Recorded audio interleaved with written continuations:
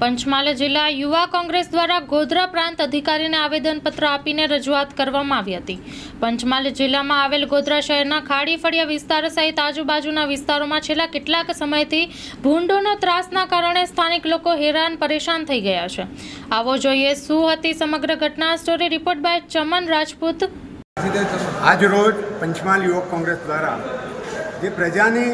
ખૂબ જ લાંબા ટાઈમેથી જે રજૂઆતો મળી એ ખાડી ફળિયા વિસ્તારોમાં જે રીતના ભૂંડનો ત્રાસ છે અને આમ જનતા ખૂબ જ હેરાન પરેશાન છે અને જે રીતના ભૂંડ અને એનું બચ્ચાઓ અને એનું જે વધારો થઈ રહ્યો છે એના કારણે આવનાર સમયમાં ભારે રોગો ફેલાવાની પણ શક્યતા છે અને આ બધી મહત્ત્વની બાબતોને લઈને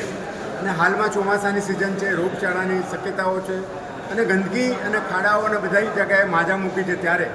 ભૂંડનો આ ત્રાસ દૂર કરવા માટે આજે અમે પૂર્વ ધારાસભ્ય રાજેન્દ્રસિંહભાઈ,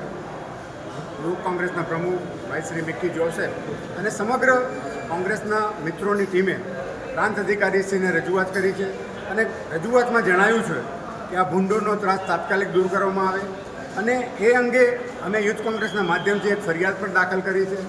અને જવાબદાર જે લોકો છે અથવા જ્યાં ભૂંડો દ્વારા ગંદકી ફેલાવે છે, પ્રજાને ત્રાસ ફેલાવે છે, એની સામે પણ કાર્યવાહી થાય એ માટેની પણ માંગ આજે અમે કરી છે અને આવનાર સમયમાં આ પ્રશ્ન નહીં ઉકેલે તો ઉગ્ર આંદોલન પણ કરવાની અમે તૈયારી દાખવી છે।